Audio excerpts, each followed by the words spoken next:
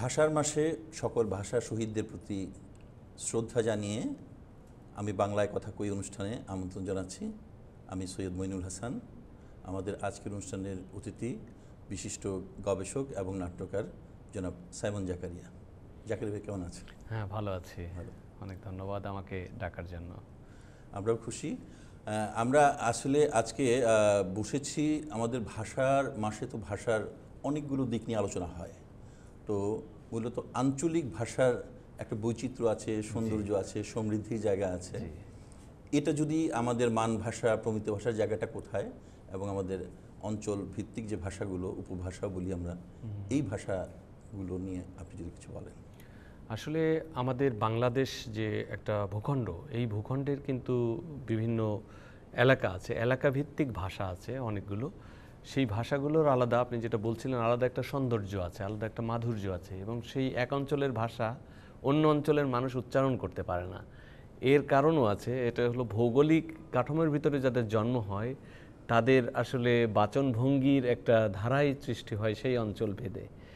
যেমন আমরা দেখি যে চট্টগ্রাম অঞ্চলের মানুষ যখন উচ্চারণ করে তাদের নিজস্ব ভাষায় কথা বলে, আমাদের পক্ষে কিন্তু আমরা যারা প্রমিত বাংলায় কথা বলি তাদের পক্ষে ওদের ভাষাগুলো বোঝাই সম্ভব না।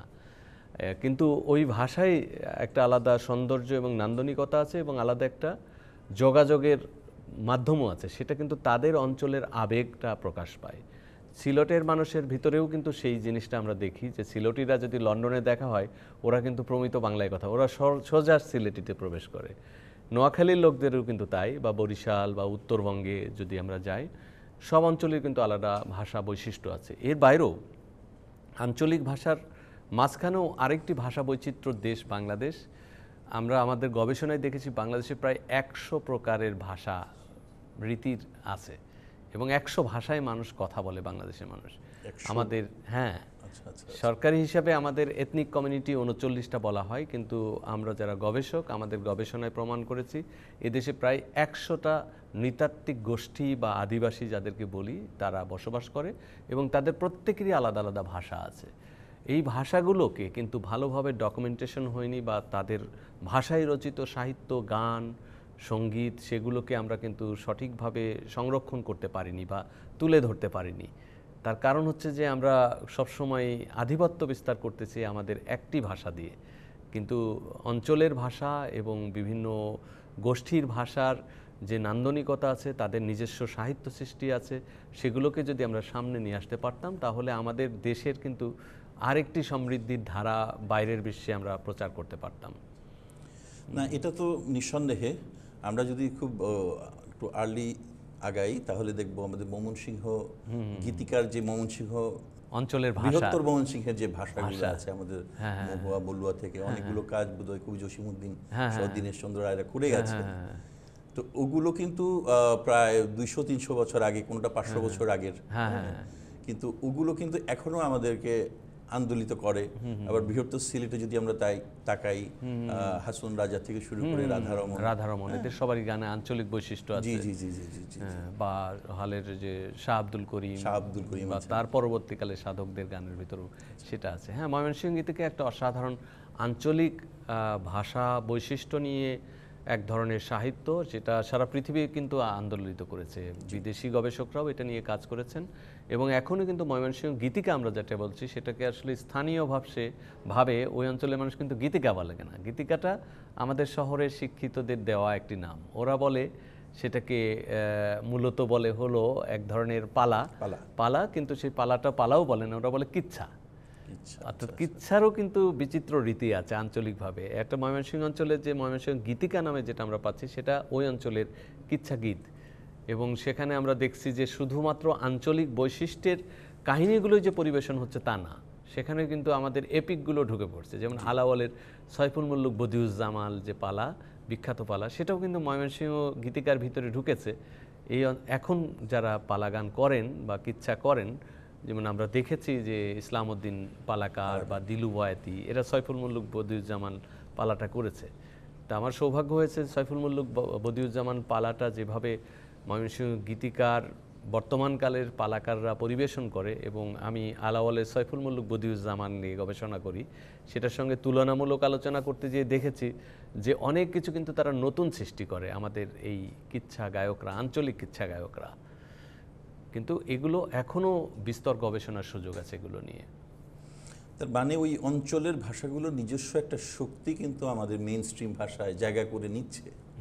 অবশ্যই অবশ্যই অবশ্যই অবশ্যই। আর মানুষের যেহেতু বোধগম্য হচ্ছে, সুতরাং আস্বাদ পেতে গিয়ে কোনো বাধা আসছে না, কষ্ট হচ্ছে না। শুধুমাত্র একটু ভক্তি এবং ভালোবাসা থাকলে পারেই আমরা সেটাকে রসাস্বাদন করতে পারি। আবার চিটংয়ের ক্ষেত্রে দেখা যাবে আমাদের ভাষার শব্দ চয়ন, অনেকগুলো শব্দ হয়তো আমাদের মূল ভাষাভাষী যারা আমরা হয়তো বুঝি না, কিন্তু যখন তারা সেই আবেগ নিয়ে বলে তখন কাছাকাছি অর্থটা। অবশ্যই, যেমন চট্টগ্রামের আঞ্চলিক গান একসময় খুব জনপ্রিয় হয়েছিল, বাংলাদেশ টেলিভিশনে নিয়মিত প্রচারিত হতো, শ্যামসুন্দর বৈষ্ণব, শেফালী ঘোষ, এদের কল্যাণে। গফুর হালি এই গানগুলো রচনা করতেন, তারা যে ডুয়েট গান করতেন, ওই গানগুলোর ভিতরে কিন্তু আলাদা একটা মাধুর্য আছে। এখনও কিন্তু চট্টগ্রামের আঞ্চলিক ভাষায় যারা গান করে, চট্টগ্রাম কক্সবাজার অঞ্চলে, তারা কিন্তু ওই অঞ্চলের সব থেকে দামি শিল্পী। একজন শিল্পী ওখানে আঞ্চলিক গান যারা করে তাদের এত ডিমান্ড, ওই শিল্পীকে কিন্তু আপনি ঢাকায় নিয়ে আসতে পারবেন না, কারণ আঞ্চলিক পর্যায়ে সে কিন্তু অনেক বেশি টাকা পায় একটা রাত্রে গান পরিবেশন করার জন্য। সেক্ষেত্রে আঞ্চলিক ভাষারও কিন্তু একটি গ্রহণযোগ্যতা আছে এবং একটি বাণিজ্যিক ধারাও কিন্তু আছে, আবেদন আছে অবশ্যই। আমি সম্প্রতি যেমন রোহিঙ্গা শরণার্থীদের ভিতরে গিয়েছিলাম ওদের একটা গবেষণা করতে। আমি সম্প্রতি জাপানের ওসাকাতে বক্তৃতা করে আসলাম এই রোহিঙ্গা শরণার্থীদের গান নিয়ে। এখন রোহিঙ্গা শরণার্থীদের ভিতরেও কিন্তু আমাদের চট্টগ্রামের আঞ্চলিক ভাষা তারা গ্রহণ করেছে। সেই ভাষায় যে আঞ্চলিক গানগুলো যেগুলোতে রেফারেন্স আছে যে তুমি এই রোহান যেও না, সেখানকার নারীরা সুন্দর, গেলে পারে সেখানকার প্রেমে পড়ে যাবা, তুমি আর আসবা না, চট্টগ্রামের আঞ্চলিক গান কিন্তু এটা গফুর হালির লেখায় গান। এই গানগুলোও কিন্তু তারা গাচ্ছেন। পাশাপাশি তারা চট্টগ্রামের যেমন মাঝভান্ডারি গান, মাঝভান্ডারি গানের ভিতরেও প্রচুর আঞ্চলিক কথার প্রভাব আছে এবং সেই গানগুলো তারা গাচ্ছেন। পাশাপাশি কিন্তু তাদের ভিতরে আমরা দেখেছি যে আমরা যেমন উর্দু বা হিন্দি বা আরবি ফার্সি এই গানগুলোও কিন্তু গাচ্ছে। এটা শুধুমাত্র যে রোহিঙ্গা জনগোষ্ঠী গাচ্ছে তা না, উর্দু কালকে রাত্রেই আমি রোহিঙ্গা ছাড়াও যে ওদের মানে প্রবাসে থাকা রেঙ্গুন শহরে একটা বিষয় প্রচুর গানে, যেমন গতকালকে আমি গিয়েছিলাম একটা ওরসে এই কেরানীগঞ্জের দেওয়ান বাড়িতে, সেখানেও শুরুতে যে গানগুলো হচ্ছিল সেটা কিন্তু উর্দু কাওয়ালি এবং শুরুই হচ্ছিল কাওয়ালি সঙ্গীত দিয়ে, এবং তার সঙ্গে আবার শুধু যে কাওয়ালি উর্দু ভাষায় হচ্ছে তা না, পাশাপাশি কিন্তু বাংলা ভাষায়ও একই সঙ্গে মিলমিশ করে দিয়ে তারা দুটাকে উপস্থাপন করছে। আচ্ছা আচ্ছা। তো আপনার নিজের অঞ্চলের ভাষা নিয়ে যদি কিছু বলতেন। হ্যাঁ, আসলে আমার জন্ম হয়েছে, হ্যাঁ আমার জন্ম হয়েছে কুষ্টিয়া জেলার কুমারখালী থানার জুঙ্গলি গ্রামে, এবং আমার পৈতৃক নিবাস ঝিনাইদহ জেলার শৈলকুপা থানার বসন্তপুর গ্রামে। আসলে দুইটা খুব পাশাপাশি গ্রাম। এই অঞ্চলের আলাদা একটা ভাষা বৈশিষ্ট্য আছে। আমি কিন্তু আমার আঞ্চলিক ভাষার প্রেমে খুব গভীরভাবে আচ্ছন্ন ছিলাম, মানে ছোটবেলা থেকে এখনও আছি। যেমন আমি যখন প্রথম নাটক লেখা শুরু করি তখন কিন্তু গ্রামে যখন নাটক করতাম সেই নাটকগুলো সবই আঞ্চলিক ভাষায় লেখা হয়েছিল। পরবর্তীতে যখন ঢাকা আসি তখনও বাংলা একাডেমির তরুণ লেখক প্রকল্পে আমি 1996 সালে ছিলাম, তখনও নাটক লিখতে শুরু করি ওই প্রকল্পের অধীনে। তখন আমি একটি নাটক লিখে শুরু করি ভূমির নামে। এটি মূলত বাংলাদেশের মুক্তিযুদ্ধের ইতিহাসকে নিয়ে আঞ্চলিক ভাষায় লেখা নাটক, এবং এই নাটকটা এতই জনপ্রিয়তা পেয়েছিল মঞ্চে যখন হয়েছে, তখন ঢাকাতে কুষ্টিয়ার একটা দলই করেছিল আঞ্চলিক ভাষায়, কুষ্টিয়ার আঞ্চলিক ভাষায় লেখা নাটক কুষ্টিয়ার দলই করেছিল। পরবর্তীতে সেটা ঢাকাতে আসছে আইটিআই ফেস্টিভ্যালসে, তারপরে বাংলাদেশ টেলিভিশনে প্রচারিত হয়েছে। সম্প্রতি সেই নাটকটি আমেরিকার দ্য ইউনিভার্সিটি অফ শিকাগোর বাংলা বিভাগের পাঠ্যক্রমের অন্তর্ভুক্ত হয়েছে। সেখানে বাংলাদেশের দুইটি নাটক পড়ানো হয়, একটি মনির চৌধুরীর কবর, যেটা 52-এর ভাষা আন্দোলনের পরিপ্রেক্ষিতে লেখা, আর আরেকটি হলো শুরু করি ভূমির নামে। সমকালীন একজন নাট্যকার বাংলাদেশের মুক্তিযুদ্ধকে কিভাবে দেখছে, তো এই আমাদের যে জাতিসত্তার ক্রমবিকাশটা কিভাবে হয়েছে সেটা তারা বোঝার জন্য এই দুইটি নাটক সিলেকশন করেছে। যখন শিকাগো শুরু করি ভূমির নামেকে ভূমির নামে নাটকটা তারা পাঠ্যক্রমের অন্তর্ভুক্ত করার জন্য আমাকে ইমেল করে, আমি বলি যে তাদেরকে যে এটা তো আঞ্চলিক ভাষায় লেখা, কুষ্টিয়ার আঞ্চলিক ভাষায় লেখা এবং মুক্তিযুদ্ধ নিয়ে, এটা তো মানে আমেরিকান স্টুডেন্টরা বুঝবে না। তখন ওদের প্রফেসর আমাকে উত্তর দেয় যে এই দুইটি কারণেই এই নাটকটা গ্রহণ করা হয়েছে, একটা হলো কুষ্টিয়ার আঞ্চলিক ভাষায় লেখা মানে আমরা মানে আমেরিকানরা যখন বাংলা শেখে তারা শুধুমাত্র প্রমিত বাংলাটা শেখে না, তারা জানতে চায় এই ভাষার আরও কত রূপ আছে, সেই রূপটা বোঝার জন্য তারা শুরু করে ভূমির নামে কুষ্টিয়ার আঞ্চলিক ভাষায় লেখা নাটকটা তারা গ্রহণ করেছে। এরকম কিন্তু আমরা দেখেছি যে বহির্বিশ্বে আঞ্চলিক ভাষার প্রতি অনেক আগ্রহ আছে। আমাদের অনেক অধ্যাপকদেরকে আমরা দেখি যে আমাদের রিজনাল ল্যাঙ্গুয়েজ নিয়ে তারা কাজ করেন এবং তারা গবেষণা করেন, তারা পিএইচডি করছেন। যেমন আমি দেখেছি ইউনিভার্সিটি অফ শিকাগোরই অ্যানথ্রোপোলজি ডিপার্টমেন্টে একজন গবেষণা করতেছে আমাদের দেশের বাংলাদেশের খাসিয়াদের ভাষা নিয়ে পিএইচডি করতেছেন। তার মানে আমাদের উপজাতিদের যে ভাষাগুলো আছে সেগুলো আমাদের এই আঞ্চলিক ভাষার যে সমৃদ্ধ ভান্ডার, তার ভিতরে ভান্ডারে অনেক বড় একটা সম্পদ, অবশ্যই সম্পদ। এবং তাদের নিজস্ব অনেক আদিবাসী গোষ্ঠীর কিন্তু নিজস্ব লিপি আছে এবং নিজস্ব সাহিত্য আছে। তারা কিন্তু অনেক বই প্রকাশ করে, এখনও লিটল ম্যাগাজিন প্রকাশ করে, তাদের নিজেদের ভাষায় নাটক লেখে, সেটা মঞ্চায়ন করে। আমরা যদি পাহাড়ে পার্বত্য চট্টগ্রামে যাই বা সিলেটের চা বাগানগুলোতে যাই বা উত্তরবঙ্গের যে সাঁওতাল ওরাও আছে তাদের ভিতরে যায়, তারা কিন্তু নিজস্ব ভাষায় সব কিছু চর্চা করে এবং তাদের যত রিচুয়াল আছে সেই রিচুয়ালের ভিতর যে গানগুলো ব্যবহার করে নিজের ভাষায়। বা আমাদের মণিপুরি, যে সিলেট অঞ্চলে যে মণিপুরি আদিবাসী গোষ্ঠী আছে, তারাও কিন্তু তাদের মাতৃভাষায়, বিশেষ করে ওখানে কিন্তু দুইটি, একটি হলো বিষ্ণুপ্রিয়া মণিপুরি আছে, একটা মৈতৈ মণিপুরি আছে, তাদের কিন্তু আলাদা আলাদা ভাষা বৈশিষ্ট্য নিয়ে তারা কিন্তু তাদের পারফরমেন্সগুলো করে এবং তাদের গানগুলো লেখে, তারা নাটকও মঞ্চস্থ করে ওইভাবে। তো আপনি যেহেতু কুষ্টিয়া অঞ্চলের মানুষ, কুষ্টিয়ার আমাদের মানে সারা বাংলাদেশের গর্ব লালন, লালনের গানে কুষ্টিয়ার শব্দের প্রভাব কীরকম আছে আপনার কি মনে হয়? হ্যাঁ, লালনের গানে আসলে বিশেষভাবে কুষ্টিয়ার আঞ্চলিক বৈশিষ্ট্যগুলো সবই আছে। তার গানকে অনেকেই মনে করে খুব প্রমিত, কিন্তু তার গানের এই প্রমিত শব্দের ভাজে ভাজে উনি কিন্তু প্রচুর আঞ্চলিক শব্দ ব্যবহার করেছেন এবং আঞ্চলিক শব্দগুলো আমি দেখেছি। আমি যখন লালন শাহের যারা পারিষদ ছিলেন, তারা লালন যখন মুখে বলতেন তারা লিখতেন, তাদের অরিজিনাল খাতাগুলো আমি যখন দেখি যে তাদের খাতায় যে গানটা যেভাবে লিপিবদ্ধ করা আছে, এখনকার গায়করা কিন্তু সেভাবে গাচ্ছেন না।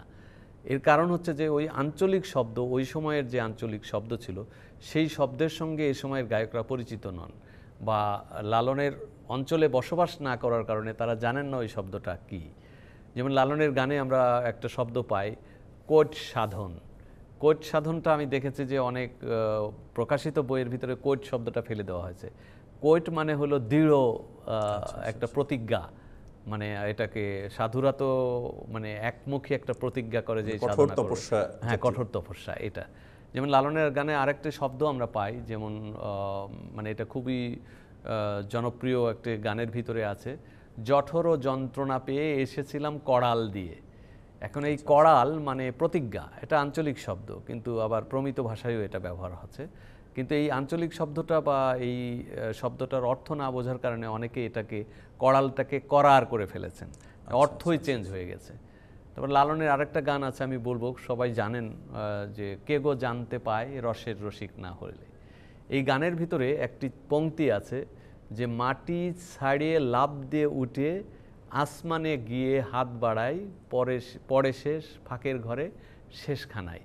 এখানে শব্দগুলো দেখেন, এই যে মানে উচ্চারণের যে বৈশিষ্ট্য, সেই বৈশিষ্ট্যগুলো আমাদের গায়করা ধরতে পারেন না বলে এই পংক্তিটাই বাদ দিয়ে তারা গানটা গেয়েছেন।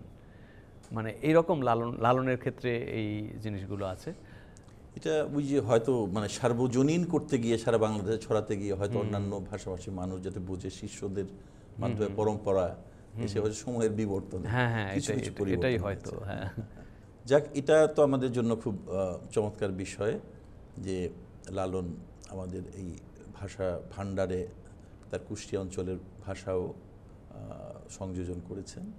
আর এমনিতে সামগ্রিকভাবে এই আপনার নিজস্ব যে ভাবনা, এই ভাষাগুলো আরও দীর্ঘ সময়ে তাদের নিজস্ব গতিতে এগিয়ে যাবে বা আমরা ধরে রাখবো সংরক্ষণের বিষয়, এই বিষয়ে কোনো ভাবনা আছে কিনা?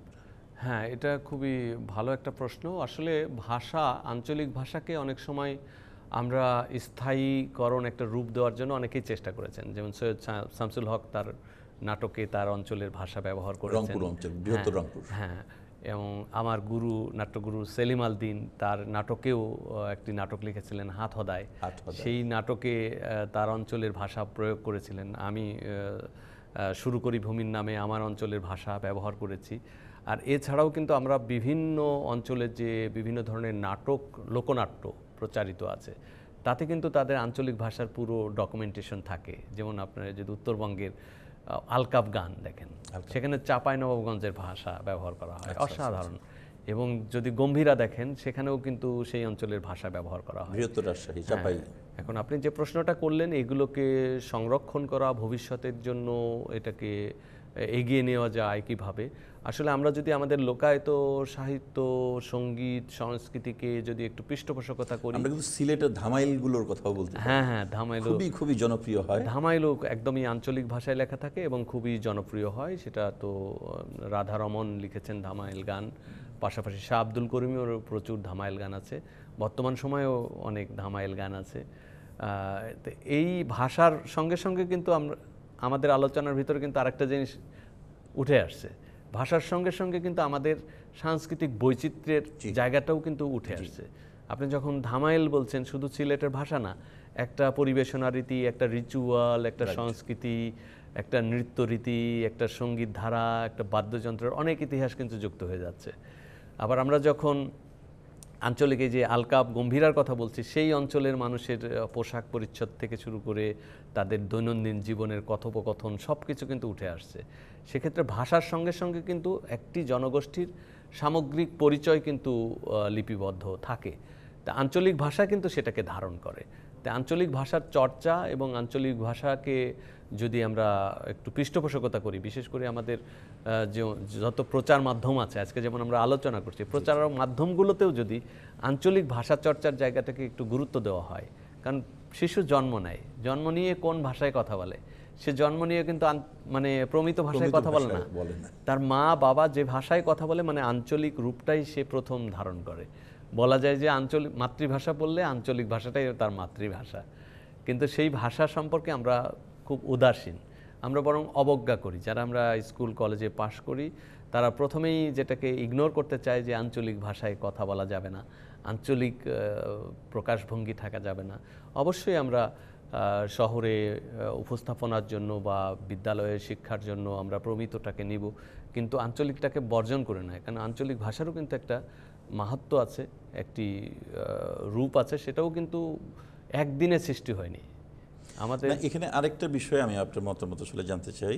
এটা হচ্ছে আমাদের তো বড় একটা মাধ্যম হচ্ছে মিডিয়া। মিডিয়াতে যে নাটক সহ বিভিন্ন অনুষঙ্গে দেখা যায় এই আঞ্চলিক ভাষাগুলোকে জাস্ট কমেডি বা ফান অর্থেই বেশি নিয়ে আসে। বিশেষ করে বরিশালের ভাষা, বরিশাল, গ্রেটার বরিশালের তো বরিশাল, ভোলা, মির, পটুয়াখালী মিলিয়ে চমৎকার একটা ভাষার আবহাওয়া আছে, যেটা যথেষ্ট স্বাতন্ত্র্য রাখে। তো এই জায়গাটায় আসলে আমাদের উপস্থাপনার জায়গায় আমার কাছে মনে হয় যে আরেকটু ভাবা দরকার যে সবসময় কি আমরা মানে মানে লোকরঞ্জনের দিকেই তাকাবো, নাকি ভাষাকে সঠিকভাবে উপস্থাপনা জায়গাটায় মনোযোগ দেব। আসলে এটা খুবই অসম্মানজনক যদি কোনো আঞ্চলিক ভাষাকে কমেডির ভাষা হিসেবে দেখানো হয়। অবশ্যই আঞ্চলিক ভাষায় অনেক কমেডি হয়, যেমন আমরা আলকাপ গম্ভীরার কথা বললাম।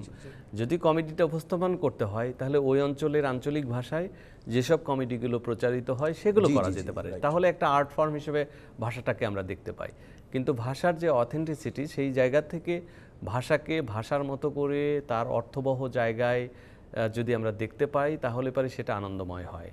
যেমন আমরা যখন সিলেটের লোককবিদের, লোকসাধকদের গান শুনি, শাহ আব্দুল করিমের গান, সেটা ওই অঞ্চলে শাহ আব্দুল করিমের সরাসরি শিষ্য বা শাহ আব্দুল করিমের নিজের কণ্ঠে যতটা মধুর লাগে, আমরা যখন ঢাকার মিডিয়াতে যখন ওই গানটা প্রচারিত হয়, তখন কিন্তু ওর আঞ্চলিক রূপটা ধুয়ে মুছে আঞ্চলিক ভাষার যে বৈশিষ্ট্য, উচ্চারণের যে বৈশিষ্ট্য, সব কিছু কিন্তু হারিয়ে যায়, আসে না। হ্যাঁ, আমার মনে হয় যে আঞ্চলিক গানগুলোকে অঞ্চলের মানুষ দিয়ে উপস্থাপন করাটাই শ্রেয়। এবং আমাদের যদি প্রয়োজন হয়, ঠিক আছে, আমরা সিলেটের অঞ্চলের গান সিলেটের লোকদের দিয়েই শুনবো, কুষ্টিয়ার গান কুষ্টিয়ার মানুষ দিয়ে শুনবো, তাহলে সেটার কিন্তু একটা রূপ থাকতে পারে, সেটা সুন্দর হতে পারে। আর যদি কেউ গাইতে চায়, তাহলে তার সেই পরিশীলন দরকার। যে হ্যাঁ আমি সিলেটের ভাষায় গানটা সিলেটের মতো করেই গাইবো, মানে সিলেটের মতো করে না গাইলে পরে তো ওই রূপটা গাওয়ার প্রতি আমার সততা থাকলো না, আমার সঠতা থাকলো না, এটা তো একটা গর্বের জায়গা যে ওনারা ধরে রেখেছে বিশাল অঞ্চল, কিন্তু সুনামগঞ্জ থেকে শুরু করে সিলেট পর্যন্ত হ্যাঁ, যারা মানে এই মহৎ কাজগুলো করে গেছেন, এবং মানে এখনকার জনগোষ্ঠীও সেটাকে যথেষ্ট সম্মান দিয়ে অবশ্যই ওই অঞ্চলের লালন করছে তারা অবশ্যই এই সংস্কৃতিটা। এবং তারা এখানে কিন্তু আমি দেখেছি, আমি বিশেষ করে সিলেট অঞ্চলে গত প্রায় 12-13 বছর ধরে ফিল্ড ওয়ার্ক করছি গ্রামে গ্রামে খালি পায়ে হেঁটে, এবং প্রত্যেকটা বাড়িতে বাড়িতে ঢুকলে পারেই দেখি একজন করে সাধক বসে আছেন, এবং তারা ওই অঞ্চলের ভাষা বৈশিষ্ট্য নিয়ে, ওই অঞ্চলের সুর বৈশিষ্ট্য নিয়ে, ওই অঞ্চলের সাংস্কৃতিক ঐতিহ্য নিয়ে তাদের চর্চাগুলো কিন্তু অব্যাহত রাখছেন। আমরা হয়তো একজন শাহ আব্দুল করিমকে দেখছি বা একজন হাসন রাজাকে দেখছি, রাধারমনকে দেখছি, কিন্তু এদের আড়ালে আরও বহু শাহ আব্দুল করিম, বহু হাসন রাজা, বহু সাধক কিন্তু তারা স্বার্থহীনভাবে এবং নিজের ভিতরে থেকে এই চর্চাগুলো করছেন। তাদেরকেও তুলে ধরা দরকার। তাদেরকে তুলে ধরলে পরে আমার মনে হয় যে আঞ্চলিক ভাষা নিয়ে আমরা যে কথা বলছি, যদি আমরা ওই সব সাধকদের বাণীগুলোকে সামনে নিয়ে আসি, ওই সব সাধকদের জীবনী সহ, তখন কিন্তু আঞ্চলিক ভাষার রূপটা আমরা যথার্থভাবে দেখতে পাবো।